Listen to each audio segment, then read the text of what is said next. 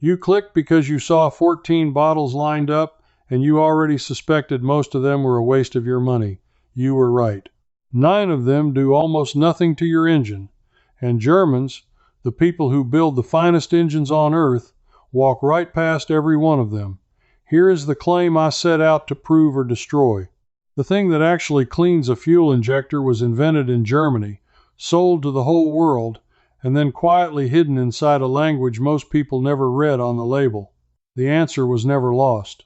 It was buried in plain sight. I promise you this. By the end, I will name the exact company, the exact chemical, and the exact word printed in tiny letters that separates a bottle that works from a bottle that robs you. It comes from a factory town on the Rhine, and it applies to the car sitting in your driveway right now, no matter how old it is. I first noticed it in my brother-in-law's garage outside Regensburg on a cold morning 3 winters ago. He was servicing his diesel Passat, and I watched him skip the entire shelf of shiny additive bottles at the shop and buy nothing. Nothing. I asked him why, and he just shrugged and said, we don't clean the injector, we feed it. That sentence stuck in my head for 3 years. We feed it. What on earth did that mean? So I started pulling the thread, and the first thing I found made no sense at all. I went home and did what most of us do. I bought a fuel injector cleaner. Actually, I bought 5 of them, all different brands, all promising the same miracle. Restore lost power, improve mileage, clean your entire fuel system in one tank. I poured them in, 1 per fill-up, and I waited. My old sedan felt exactly the same. Not a little better, not a little worse. Exactly the same. Now here is where it got strange. I flipped the bottles over and started reading the backs, and I noticed something that stopped me cold. 3 of those 5 bottles listed their main ingredient as something called naphtha. 2 others listed a mineral spirit, basically a petroleum solvent. And I thought, wait a minute, naphtha is thinner. It is paint cleaner. It is lighter fluid, more or less. I had just paid $9 a bottle for what amounts to a fancy can of solvent poured into my gas tank. That was clue number 1. Most of these bottles are not cleaners in any real sense. They are solvents. And a solvent will dissolve a little surface grime, sure, but the moment it burns off, the deposits come right back. It is like wiping a greasy pan with a dry paper towel. You move the mess around, you do not remove it. But solvents were only half the trick, because when I looked closer, I saw the second group of ingredients, and this is where the real deception lives. Some bottles listed something called polyisobutylene, or a cousin of it called polyisobutyleneamine. Long word. Sounds impressive. Sounds like exactly the kind of German chemistry you would trust. And that is the problem. It sounds right, and it is almost right, and almost right is how they get you. Polyisobutylene was one of the earliest fuel detergents. It came out of the mid-20th century, and back then, when engines were simple and fuel was dirty, it did a decent job on the intake valves. But engines changed. In the 1980s and especially the 1990s, car makers moved the fuel injector to a hotter, tighter, far more punishing spot in the engine. Temperatures climbed, and the old detergent could not take the heat. At the temperatures inside a modern injector tip, that older additive can actually bake into a varnish of its own. Think about that. The very ingredient sold to remove deposits could, under heat, leave a residue behind. So now I had 2 piles forming on my workbench. One pile was solvents that wash off and vanish. The second pile was old detergents that were designed for an engine your grandfather drove. Between those 2, that was 7 of my 14 bottles already exposed as either useless or outdated. And here is the thing that started to make me angry. None of those bottles were lying. Exactly. They all said cleaner. They all said fuel system. The trick was not in what they claimed. The trick was in what they left out. They were counting on you never learning the difference between a solvent, an old detergent, and the one modern chemical that actually does the job. because there is one chemical that does the job. And the reason Germans do not stand in that aisle scratching their heads is that they already know its name. That is what my brother-in-law meant. We feed it. He was not cleaning his injector with a solvent once a year. He was feeding the right detergent into every single tank, quietly, constantly. But to understand why that works, I had to find out who invented the right detergent in the first place. And that search led me straight to a town on the Rhine that most people outside Germany have never heard of. The town is Ludwigshafen, and the company there has been solving fuel problems since before your great-grandparents were born.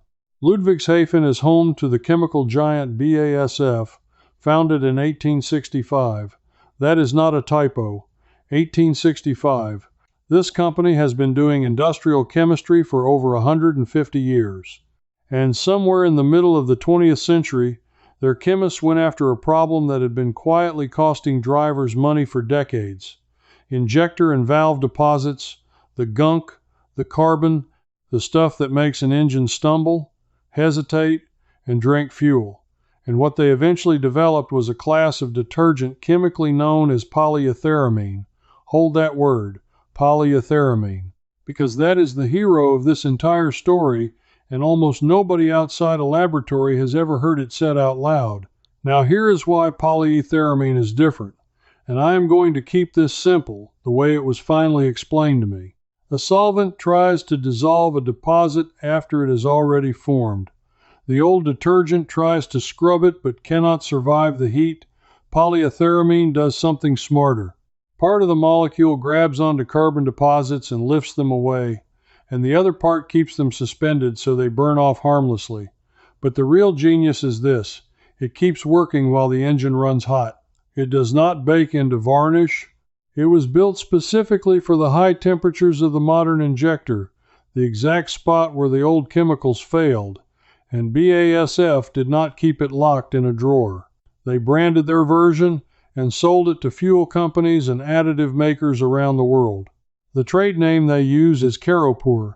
You have almost certainly driven on Caropur-treated fuel without ever knowing it, because premium fuels in Germany and across Europe are dosed with this class of additive at the pump in every liter all year round. Which raised the obvious maddening question.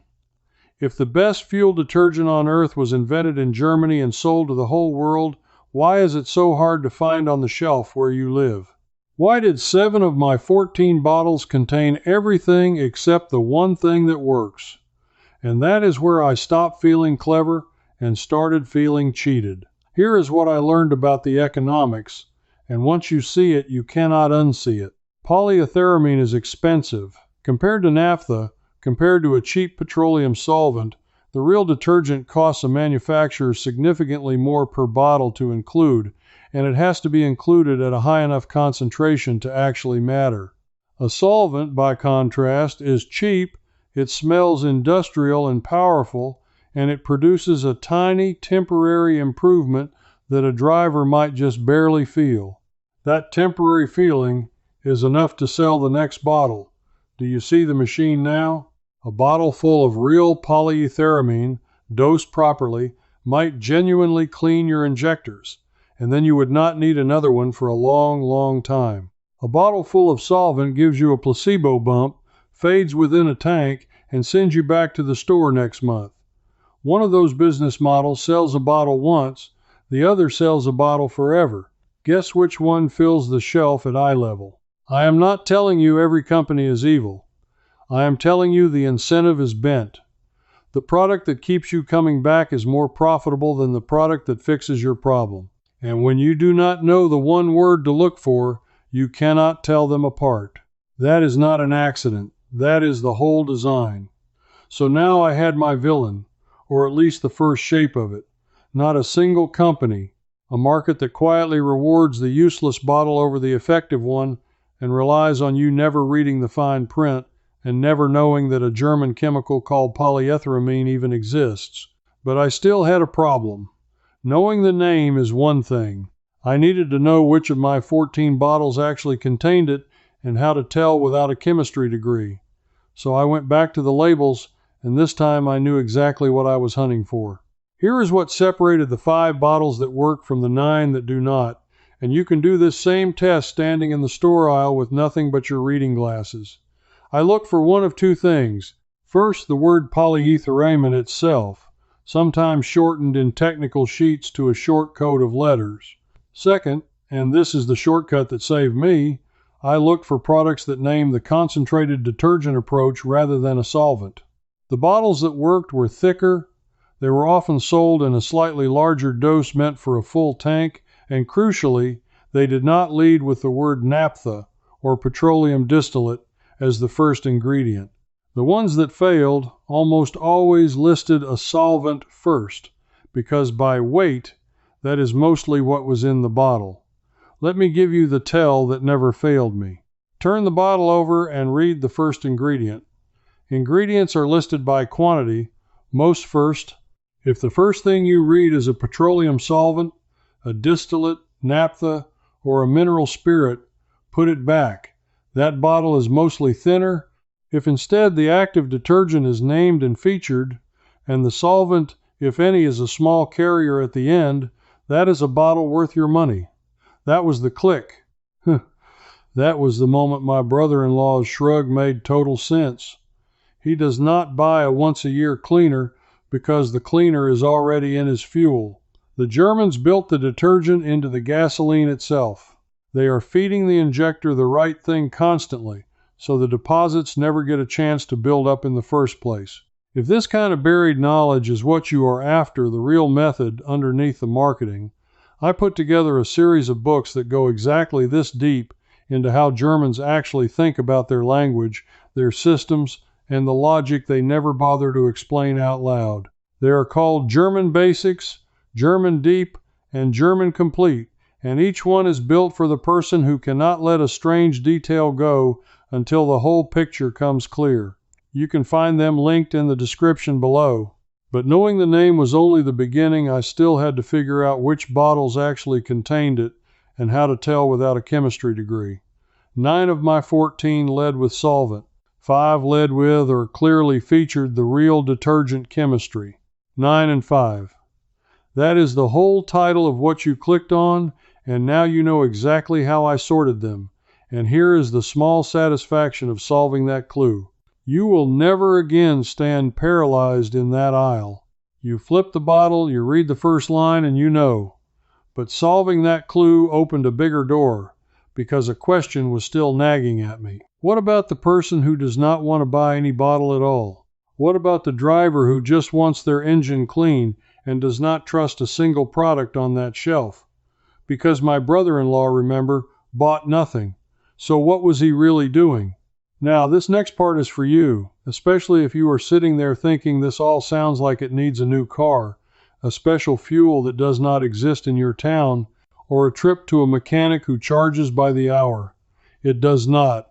What I found next costs you nothing, uses only the car you already own, and it is the closest thing to what Germans actually do every single day. Because here is the truth I kept circling back to. The bottle, even the good bottle, is a cure. What the Germans really rely on is prevention, and prevention has 2 parts, and both are free or nearly free. The first part is how they drive. There is an old habit among German drivers, especially with the way the Autobahn works, of regularly running the engine at higher, sustained speeds and higher engine load. Not reckless, just proper. And there is real mechanical sense in this. When you baby an engine, short trips, low speeds, never letting it fully warm and work, carbon deposits love to form and sit. When you take the engine up through its range under load, get it good and hot, and hold it there, the combustion runs hotter and cleaner and helps burn off the light deposits before they harden. Mechanics have a nickname for this on older engines. They call it an Italian tune-up, but the Germans do it as a matter of routine simply by driving the way their roads allow. You can do a gentle version of this yourself this week for free. Once your engine is fully warmed up, find a safe stretch of road or a highway on-ramp, and instead of your usual feather-light acceleration, let the engine pull firmly through its range within the legal limit. Let it work. Let it get hot and stay hot for a good stretch of driving rather than crawling 2 miles to the shop and back. You are not damaging anything. You are doing what the engine was built to do, and you are burning off the very deposits those bottles promise to remove. The second part of prevention is even simpler, and it is the piece almost everyone gets wrong. It is not about buying the fanciest additive. It is about consistency. My brother-in-law does not dump a cleaner in once a year and hope. He uses good fuel every time and lets the detergent do its quiet work over thousands of miles. The lesson is that a small, correct dose applied constantly beats a giant, dramatic cleaning done rarely. The engine never gets dirty enough to need rescuing. Prevention, not rescue. That is the whole German philosophy in 4 words. So if you never buy another bottle in your life, you can still get most of the benefit by driving your fully warmed engine the way it was designed to run, and by choosing a quality fuel consistently rather than always reaching for the cheapest possible tank. That costs you nothing but a change of habit. And a change of habit, it turns out, is exactly what the whole additive industry is betting you will never make. But I promised you the answer to the whole mystery, the last locked box, and I am not going to cheat you out of it. Because there is one more layer, and it is the layer that turns all of this from a shopping tip into something that genuinely changed the way I think. Here is the question I had never asked. If BASF invented this detergent, and if German fuel is dosed with it at the pump, then the real German secret is not a product at all. It is a standard. It is a decision, made and enforced, that fuel should arrive at your engine already clean enough to keep it clean. And when I dug into where that idea came from, the thread led me to something concrete. In the United States, a group of automakers, and importantly the German ones among them, grew so frustrated with dirty, deposit-forming fuel in the early 2000s that they created a fuel standard of their own. It launched in 2004. It set a minimum level of real detergent additive that a fuel had to contain to earn the label, a level far higher than the government minimum. The whole reason it had to be invented was an admission hiding in plain sight. Ordinary cheap fuel was not putting in enough of the good detergent to keep engines clean, and the car makers knew it. Sit with that for a second. The engineers who build these engines did not say, tell drivers to buy more bottles. They said, put the right detergent in the fuel from the start, at a high enough dose, every tank. That is the German instinct exactly. Fix the system so the problem never forms, rather than selling a rescue for a problem you allowed to grow. So here is the final answer, the thing at the bottom of the box. And it is almost insultingly simple once you see it. The most effective fuel injector cleaner is not a special once-a-year bottle at all. It is a fuel that already contains a high concentration of polyetheramine detergent, the BASF class chemistry, used consistently, tank after tank, in an engine you drive the way it was meant to be driven. Germans do not clean the injector. They never let it get dirty. The cleaner in the bottle is what you buy when you skip the prevention. The prevention is the secret, and the prevention is nearly free. And if you do need to rescue an already dirty engine, one that stumbles or has lost its old smoothness, then and only then do you reach for a bottle, and you reach for the right one. You flip it over, you read the first ingredient. If it names the real detergent and not a solvent, you use it for a few tanks to catch up, and then you go back to prevention and you stay there. One good rescue, then consistency forever. That is the entire playbook, and it fits on the back of your hand. I want you to notice how far we came from that shelf of 14 shiny bottles. 9 of them, mostly solvent and outdated chemistry, designed to give you a feeling and send you back for more. 5 of them carrying the real detergent, worth buying only when you actually need a rescue. And behind all of them, invisible on the shelf, the actual answer. A chemical born in Ludwigshafen at a company founded in 1865, a detergent called polyetheramine, sold under a name most drivers never see, and a habit of prevention so ordinary that a man in a Regensburg garage could only shrug and call it feeding the engine. The answer was never hidden by some grand conspiracy in a locked vault. It was hidden by something quieter and more effective. It was hidden by the fact that the useless bottle is more profitable than the honest one, and by the fact that nobody ever taught you the single word to look for: polyetheramine. Now you know it. And once you know it, that whole aisle rearranges itself in front of your eyes, and you will never be fooled by a can of thinner and a fancy label again. Here is what I really recovered on this 3-year thread, and I do not think it is about cars at all. I recovered the difference between being sold a rescue and being handed a method. The whole world wants to sell you the rescue over and over because the rescue is a customer forever. The method sets you free, and that is exactly why the method is the thing they never put on the front of the bottle. If you are the kind of person who cannot let a strange little detail go, who hears a mechanic or a neighbor say something that does not quite add up and needs to know why, then you and I are the same, and this channel is where that itch gets scratched. We chase the quiet things Germans do differently, and we follow the thread until the buried method comes loose in our hands. So tell me this in the comments, because I read them and I want to know. Go out to your car, wherever you are watching from, and check the last fuel injector cleaner you bought, or the next one you see in a store. Read me the first ingredient on the back.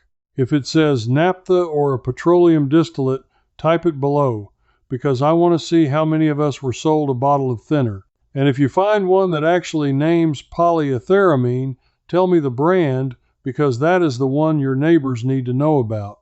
Leave the comment. This channel does not grow by accident, and your one line helps the next person find the truth. If reading that one word off the back of a bottle just saved you from wasting another dime, then subscribe and stand with the people who are quietly taking this knowledge back, one buried method at a time. Because the next thread I am pulling is about something Germans do to their engine oil that sounds completely wrong to American ears, involves a specific interval most of us were told to ignore, and traces back to a testing standard I did not even believe was real until I read it myself. That box is already sitting on my workbench, half open. Come back for it. You clicked because you knew most of those bottles were wasting your money. Here at the end, I want to invite you into something I call the Old Ways Circle, where I pick up right where this video stopped, and you can ask me your own question, and I answer you myself. Not some robot. You'll belong among practical folks just like you. Just point your phone's camera at the code on the screen, cancel anytime.